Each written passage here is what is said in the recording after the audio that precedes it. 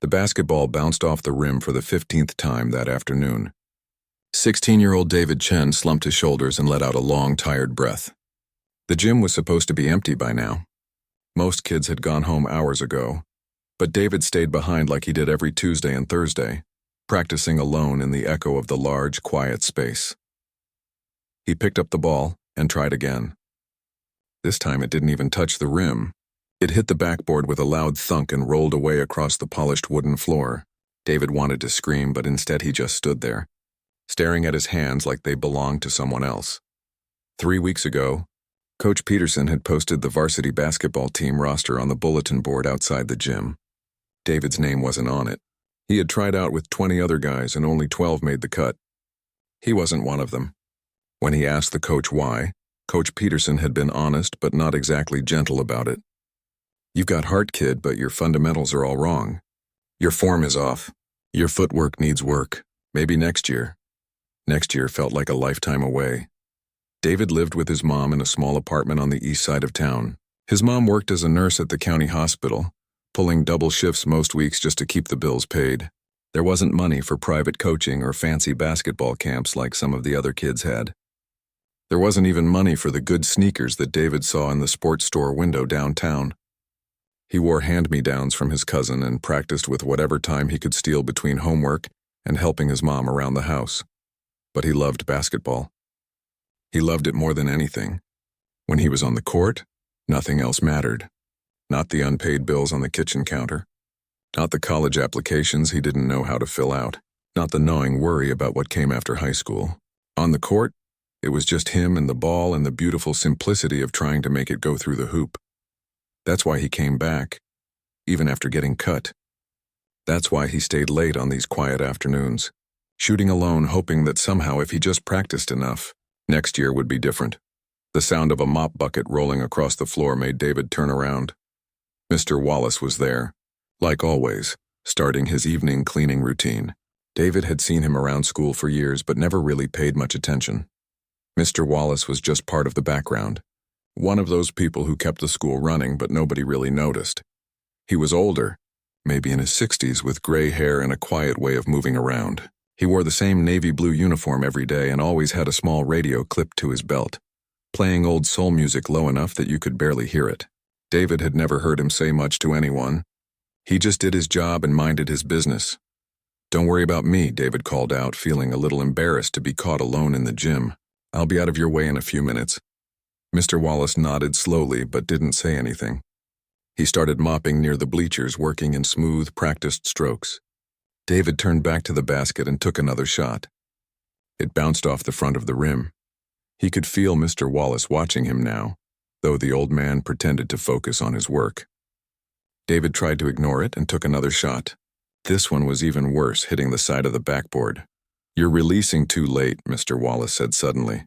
His voice was deeper than David expected, calm and steady. David turned around, surprised. "What?" Mr. Wallace stopped mopping and looked at him directly for the first time. "Your release. You're holding the ball too long. By the time it leaves your hands, your momentum is already falling. You need to let it go at the top of your jump." David just stared at him. He didn't know what to say. Nobody had ever seen Mr. Wallace do anything but clean. Why would a janitor know anything about basketball? Mr. Wallace must have seen the doubt on David's face because he gave a small smile. "Try it," he said simply. "Next shot. Focus on releasing the ball right when you reach the highest point. Not before, not after. Right at the peak." David picked up the ball, feeling self-conscious now. He bent his knees, jumped, and tried to do what Mr. Wallace said. The ball left his hands at the top of his jump, and he watched it arc through the air in a way that felt different, smoother. It swished through the net without touching the rim. David's eyes went wide. He looked at the basket, then at Mr. Wallace, then back at the basket. "Again," Mr. Wallace said, going back to his mopping. David grabbed the ball and tried another shot, focusing on the release point. Swish, then another. Swish. 3 in a row, each one feeling better than the last. "How did you?"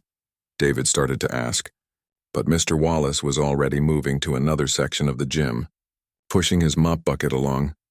"Practice that," Mr. Wallace said over his shoulder. "Same time tomorrow if you want."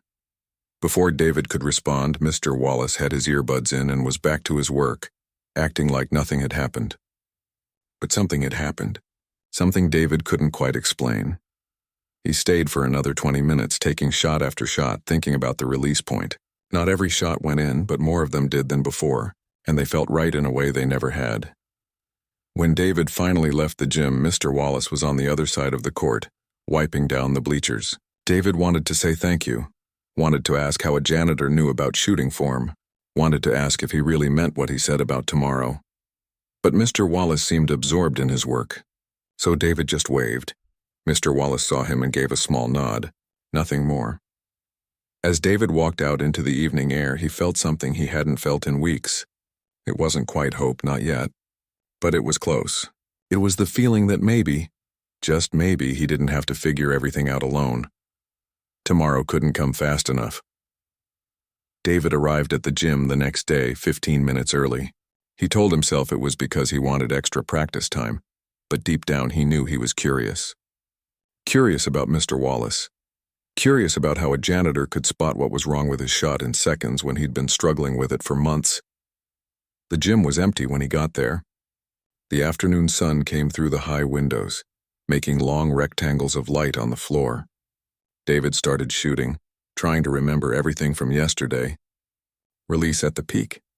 He could hear Mr. Wallace's voice in his head, calm and certain. At exactly 4:30, he heard the familiar sound of the mop bucket wheels. Mr. Wallace came through the side door, pushing his cleaning cart, radio playing softly like always.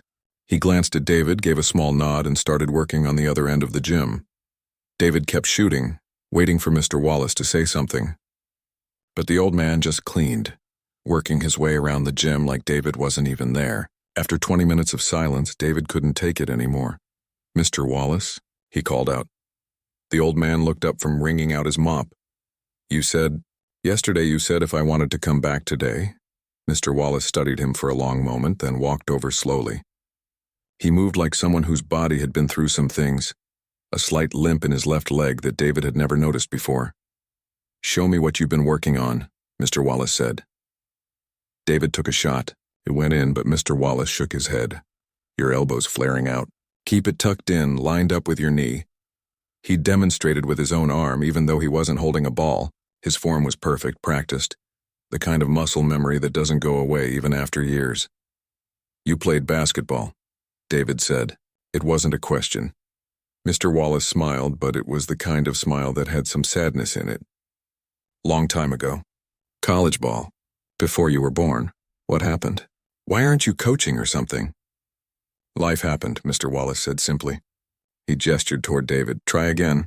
Elbow in." David could tell that was all he was going to get, so he didn't push. He took another shot, focusing on keeping his elbow tucked. The ball went in clean. "Better," Mr. Wallace said. "Now we work on your footwork." That's where most young players fall apart. They think basketball is all about the shot, but really it's about everything that happens before the shot. For the next 45 minutes, Mr. Wallace taught David things no one had ever taught him before. How to pivot properly, how to create space, how to read a defender's weight distribution. He didn't just tell David these things, he showed him, moving through the motions with surprising grace despite his age and his limp. "You're goofy-footed," Mr. Wallace explained at one point. "Right-handed but left foot dominant. Nothing wrong with that, but you need to understand it. Work with your body, not against it." David had never heard that term before. Goofy-footed. But the moment Mr. Wallace said it, something clicked. All those times he felt off balance, all those awkward movements, suddenly they made sense. "Why are you helping me?" David asked when they took a water break. The question had been building in his mind all afternoon. Mr. Wallace took a long drink from his water bottle and looked out at the empty gym. "You remind me of someone," he said finally. "Someone who loved this game but didn't have all the advantages. Someone who kept showing up even when nobody was watching." "Who?" "Me," Mr. Wallace said with a soft chuckle. 45 years ago, I was you. Practicing alone in a gym, trying to figure it out by myself. Someone helped me then. I'm just passing it along. Did you make it? Your basketball career?" Mr. Wallace's expression shifted, and David immediately regretted asking. "Made it to Division I, got a full scholarship. Played 2 seasons at state. Then I blew out my knee in a game against conference rivals. 3 surgeries later, I was done. No more basketball. No more scholarship. Had to drop out and find work. I'm sorry, David said quietly. Don't be. Life takes us where we need to go, not always where we want to go. I made my peace with it. Mr. Wallace stood up slowly, his knee popping. But that doesn't mean I stopped loving the game. And it doesn't mean I can't help someone else make it further than I did. Something warm spread through David's chest. Not pity, but something deeper. Respect. This man had lost his dream but still found a way to keep it alive. I need to ask you something, Mr. Wallace said, his tone serious now. If we're going to do this, really do this, you need to understand the rules. Rules? We train after I finish my work. We keep it quiet. I don't want recognition, don't want thanks, don't want people making a fuss. I do my job, then I help you with yours. That's how it works. Why keep it secret? Mr. Wallace was quiet for a moment, choosing his words carefully. People have expectations. If they know the janitor is coaching someone, they'll either think it's charity or they'll want me to coach everyone, or they'll have opinions about how I should do it. I don't need any of that. This is just between us. You work hard, you learn, you get better. That's all that matters. David thought about it.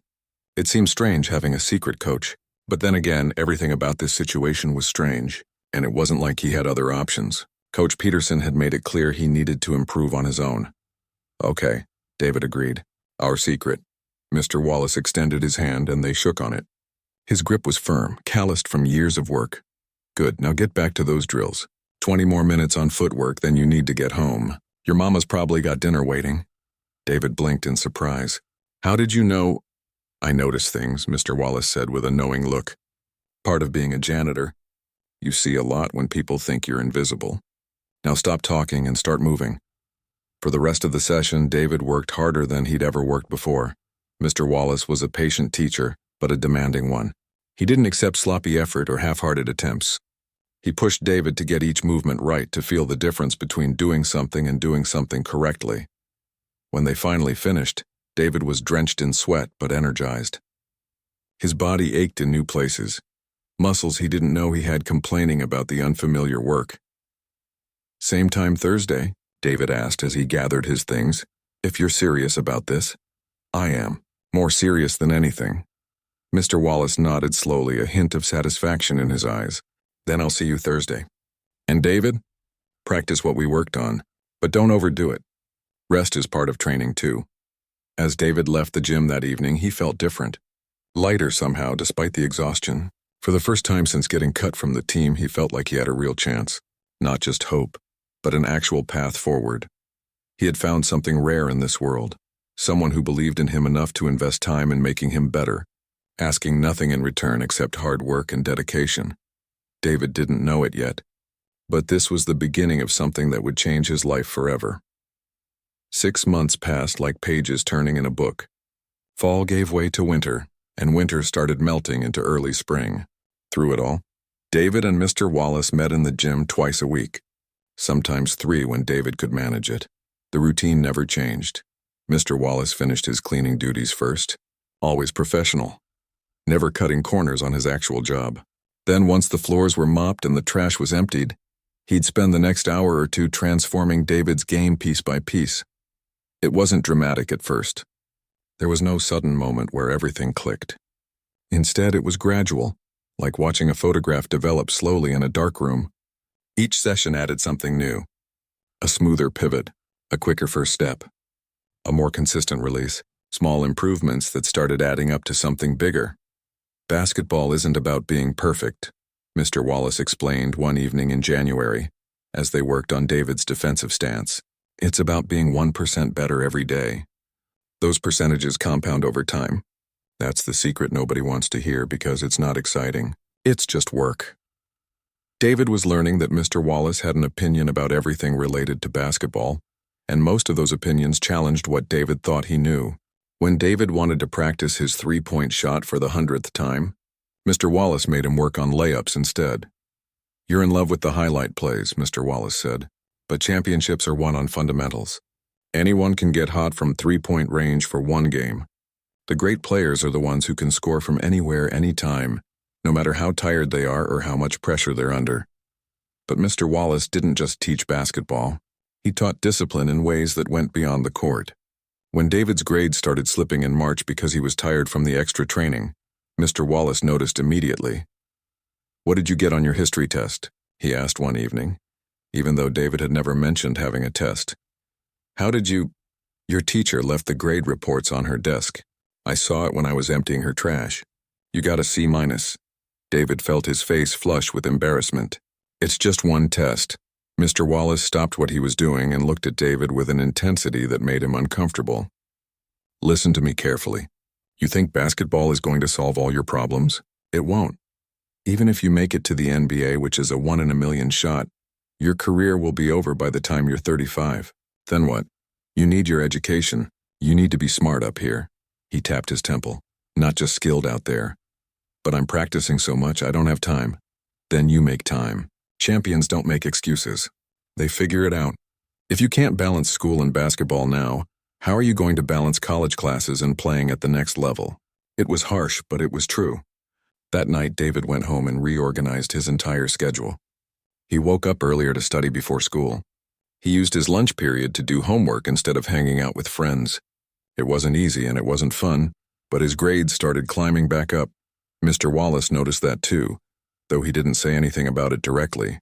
He just nodded once when David mentioned getting a B+ on his next history test, and that small nod felt like winning a championship. The physical changes were becoming obvious now. David had grown an inch taller and put on 15 pounds of muscle from the conditioning work Mr. Wallace prescribed. His shoulders were broader, his legs stronger. But more than that, he moved differently. There was a confidence in his step that hadn't been there before. Other students started noticing. In gym class, when they played pickup games, David dominated in ways he never had before. His handles were tighter. His court vision had improved dramatically. He could read plays before they developed and position himself perfectly. "Yo, David," his classmate Tommy Chen said after one particularly impressive game. "When did you get so good?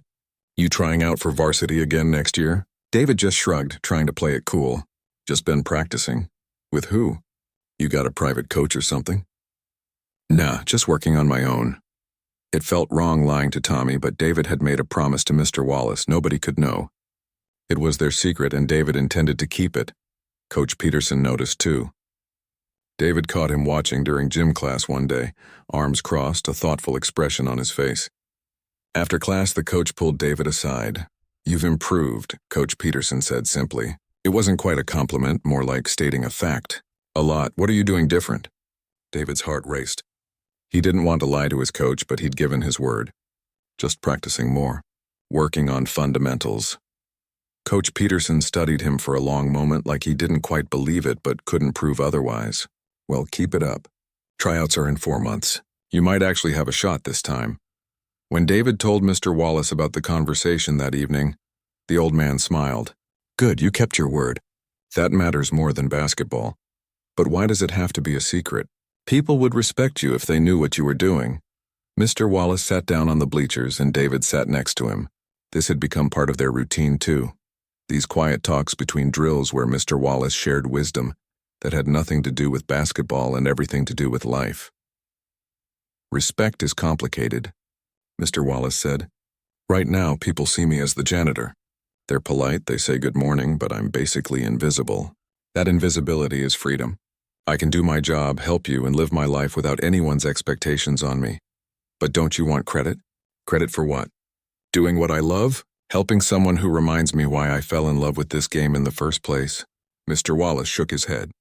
"You're giving me something too, David. You're giving me purpose. You're letting me be part of basketball again. That's worth more than credit." David thought about his mom, working double shifts at the hospital, coming home exhausted but never complaining. She didn't need credit either. She just did what Mr. Wallace's expression shifted and David immediately regretted asking. "Made it to Division I, got a full scholarship. Played. I'm going to make varsity this year," David said suddenly, surprising himself with his certainty. "And I'm going to be good enough that college scouts notice." Mr. Wallace didn't laugh at him or tell him to be realistic. He just nodded. "Yes, you will, because you're not the same kid who got cut last year.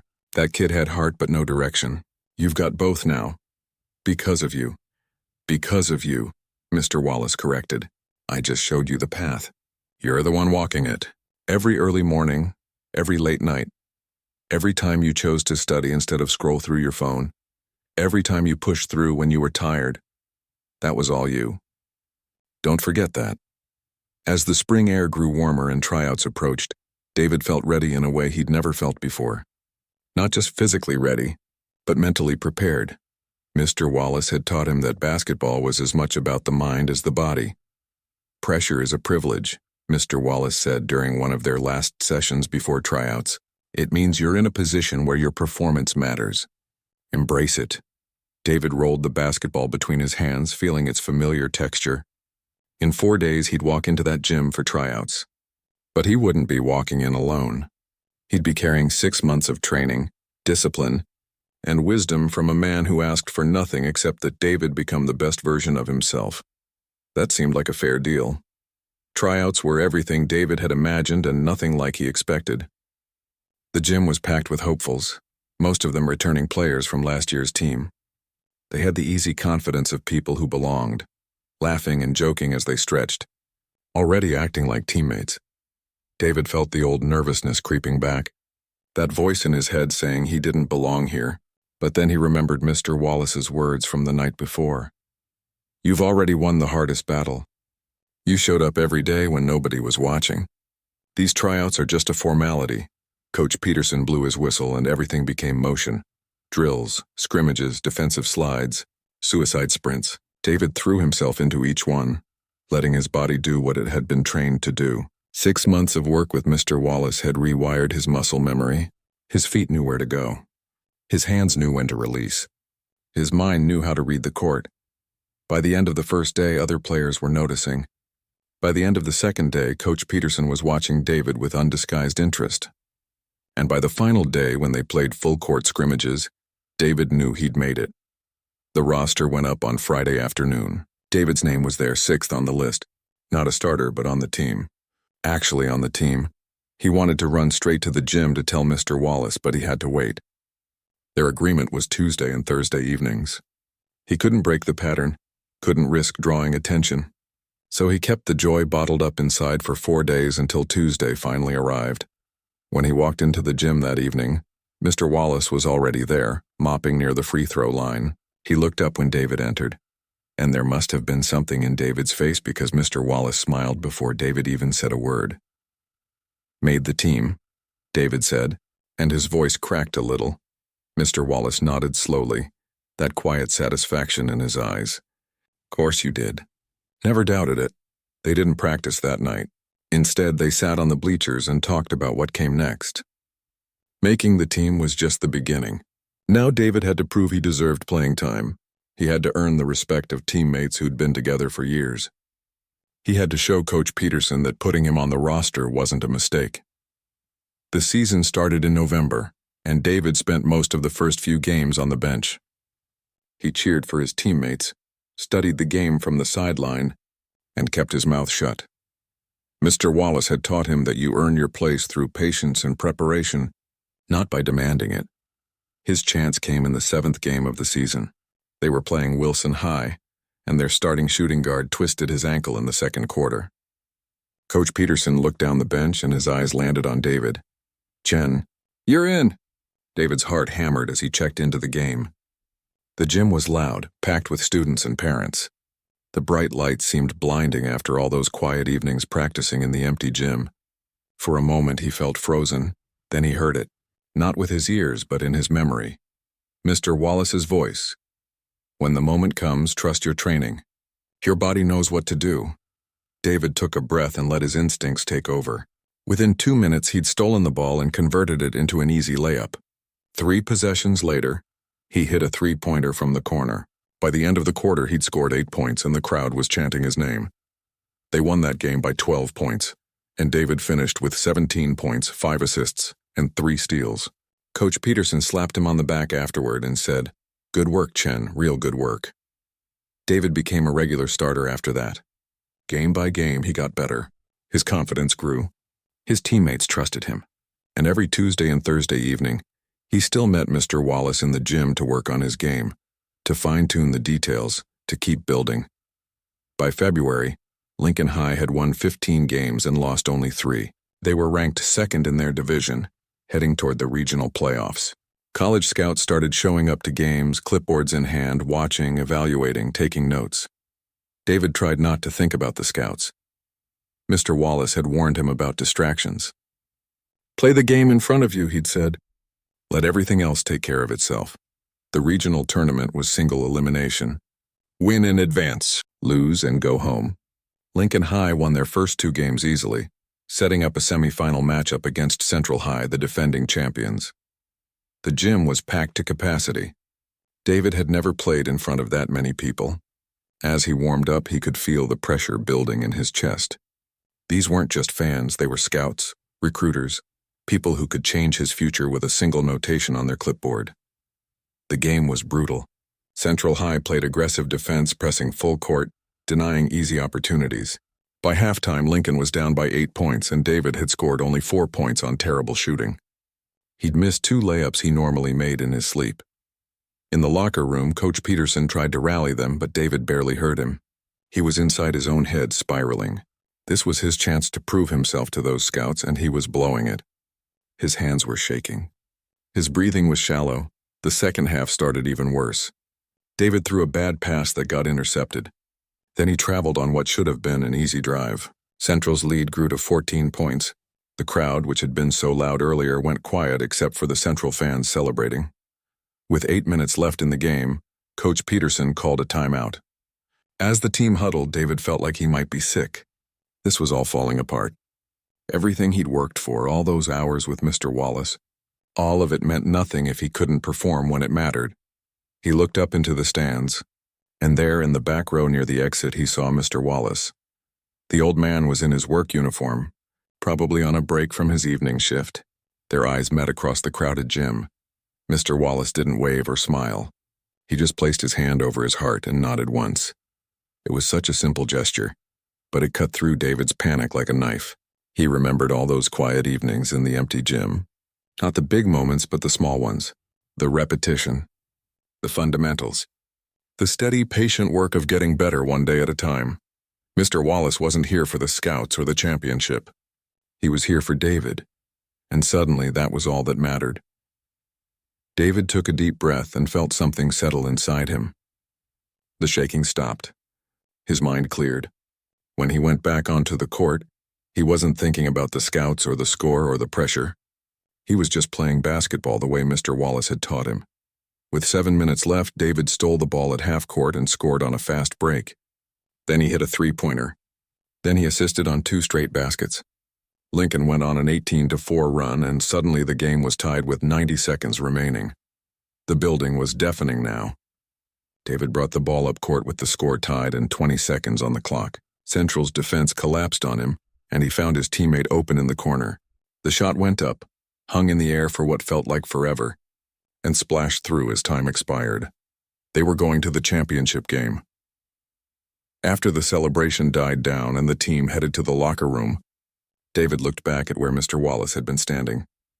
But the old man was already gone, back to work, invisible again. David smiled. That was exactly how Mr. Wallace would want it. The week between the semifinal and the championship game felt like the longest week of David's life. Practice was intense. The media attention was overwhelming.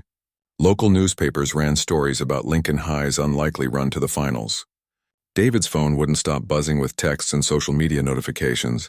But on Tuesday evening, right on schedule, he showed up at the gym. Mr. Wallace was there, same as always, finishing his cleaning duties before they got to work. "Big game Saturday," Mr. Wallace said as they started their session. He didn't seem impressed by all the attention Lincoln High was getting. To him, it was just another game. "I'm nervous," David admitted. "More nervous than I've ever been." Mr. Wallace stopped and looked at him thoughtfully. "Good, means you care, means it matters. But let me tell you something about championship games. They're not won on Saturday. They're won on all the Tuesdays and Thursdays when nobody was watching. They're won in moments like this when you choose to keep working even though you're tired and scared and not sure if you're good enough. What if I mess up again? Like I did in the first half of the semifinal? Then you mess up. And then you recover. That's what champions do. They don't play perfect basketball. They play resilient basketball. You showed that Saturday. You could have folded when things got hard. Instead, you found your way back. That's the game right there. They practiced for 2 hours that night, but it felt different. Less about learning new skills and more about reinforcing everything David had already learned. Mr. Wallace was preparing him mentally more than physically. "Remember who you are," Mr. Wallace said as they wrapped up. "You're not the kid who got cut last year. You're not the kid who needs to prove something to scouts. You're a player who worked harder than anyone else in that gym. Trust that work." Saturday arrived cold and clear. The championship game was at the University Arena, a massive building that made their high school gym look tiny. David had never played on a court this big, with this many people watching. The stands were filled to capacity, 5,000 people, maybe more. The opposing team was Riverside Academy, a private school known for recruiting talented players. They had size, speed, and experience. Their starting five had played together for 3 years. They looked confident during warm-ups like they'd already won. In the locker room before the game, David sat quietly while Coach Peterson gave his pregame speech. His teammates were hyped, shouting encouragement, hitting each other's shoulders. But David was centered, calm. He'd learned from Mr. Wallace that real confidence didn't need to be loud. The game started fast. Riverside came out aggressive, pressing full court, trying to intimidate Lincoln with their physicality. It worked early. Riverside built a quick 10-point lead, and the crowd of Lincoln fans went quiet. David called for the ball. He drove to the basket and scored through contact. Then he hit 2 free throws. On the next possession, he found his teammate for an open 3. Slowly, methodically, they chipped away at Riverside's lead. By halftime, the game was tied. David had 15 points, but more importantly, he'd kept his team calm. When Riverside tried to speed up the game, David slowed it down. When they played physical, he didn't complain. He just played through it. The third quarter was a battle. Neither team could pull away. Every basket was answered with a basket. Every run was met with a counter run. David was everywhere, scoring, defending, distributing. His teammates fed off his energy. With 2 minutes left in the game, Lincoln was up by 3 points. Riverside had the ball. Their best player drove to the basket, but David read the play perfectly and took a charge. The referee's whistle blew. Offensive foul. Lincoln ball, the crowd exploded. David's teammates pulled him to his feet, screaming with joy. But the game wasn't over. Riverside still had 2 timeouts and 2 minutes to erase a 3-point deficit. Lincoln worked the ball around the perimeter, looking for a good shot. With 30 seconds on the shot clock, David caught the ball on the wing. His defender was playing tight, hand up, ready to contest. David didn't force anything. He took 1 dribble, created just enough space, and pulled up for a jumper. The ball left his hands at the peak of his jump, elbow tucked. Release point perfect, exactly how Mr. Wallace had taught him 13 months ago in that empty gym. The ball arced through the air and dropped through the net without touching the rim. Lincoln up by 5 with 90 seconds left. Riverside scored quickly, cutting it to 3. Then Lincoln missed a shot and Riverside grabbed the rebound. They pushed the ball up court and hit a 3-pointer to tie the game with 45 seconds remaining. The building was shaking with noise. Coach Peterson called timeout. In the huddle, David looked at his teammates. Some of them looked nervous. This was the moment that would define their season. "Give me the ball," David said quietly. It wasn't arrogant. It was simply stating a fact. This was his moment. "I've got this." Coach Peterson looked at him, then nodded. "Spread the floor." David gets the last shot. They inbounded the ball to David with 30 seconds left. He dribbled at the top of the key, letting the clock wind down. Riverside's defender was in a perfect stance, not biting on any fakes. The crowd was counting down. 20 seconds. 15. David had been in this moment 1,000 times. Not in games, but in practice. All those evenings with Mr. Wallace working on his handles, his footwork, his decision-making under pressure. This wasn't new. This was familiar. At 10 seconds, David made his move. A quick crossover, a step back to create space. His defender lunged forward, trying to contest. David elevated, releasing the ball at the perfect moment, and watched it sail toward the basket. The ball hit the front of the rim, bounced up, hit the back of the rim, and then dropped through. Lincoln High was up by 2 with 5 seconds left. Riverside got off a desperation 3-pointer at the buzzer, but it wasn't close. The final horn sounded and Lincoln High were champions. David was mobbed by his teammates. There were tears and screaming and pure joy. The crowd rushed the court. Somewhere in the chaos, someone handed David the championship trophy. Reporters pushed forward with cameras and microphones. This was the moment he'd dreamed about for so long. But even in the middle of all that celebration, David's eyes scanned the crowd. He was looking for one person, and there, near the tunnel exit, still in his work uniform, was Mr. Wallace.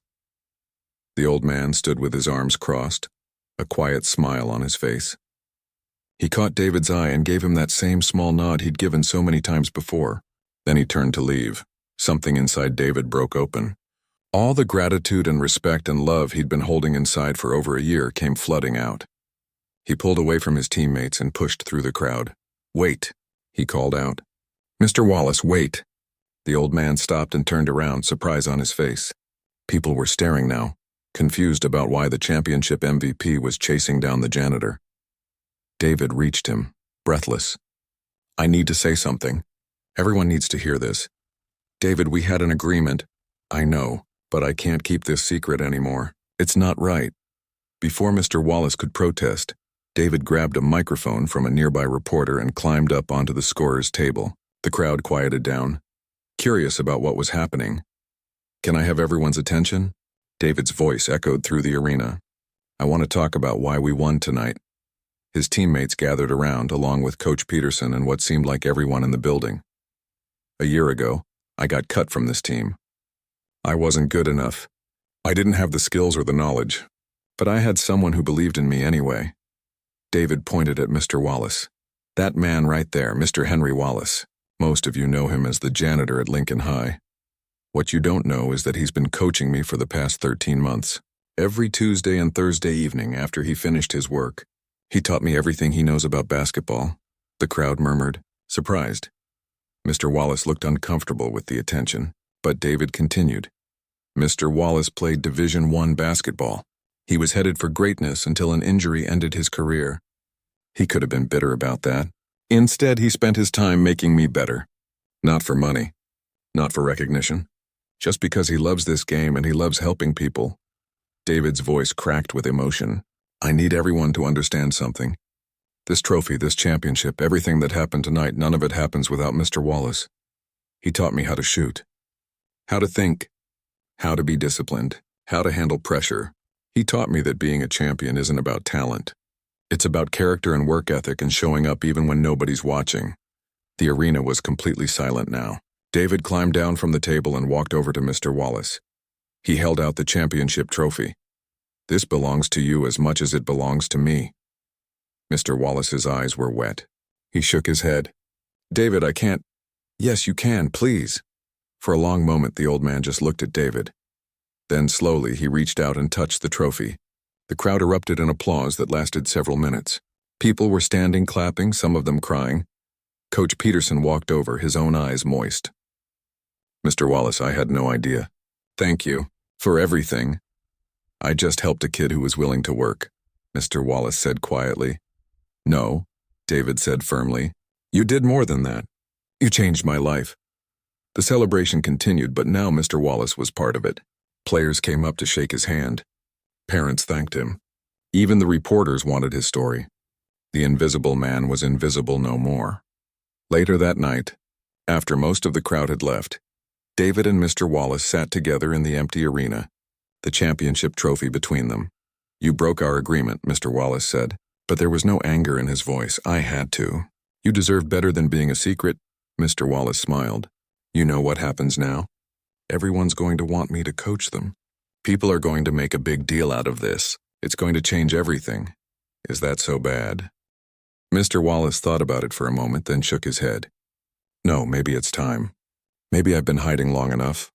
2 weeks later, Lincoln High announced the creation of the Henry Wallace Basketball Development Program. Mr. Wallace would continue his job as a janitor, but he'd also officially coach after-school training sessions for any student who wanted to improve. And David? He received scholarship offers from 6 universities. He chose State University, the same school where Mr. Wallace had played 45 years earlier. In his acceptance statement, he said he was going there to honor the man who taught him that champions are built in quiet gyms when nobody's watching, by people who care more about helping others succeed than getting credit for themselves. On David's last day at Lincoln High, he found Mr. Wallace in the gym, mopping the floor just like always. They didn't say much. They'd never needed many words. David just hugged the old man and whispered, "Thank you for everything. You did the work," Mr. Wallace replied. "I just showed you the way."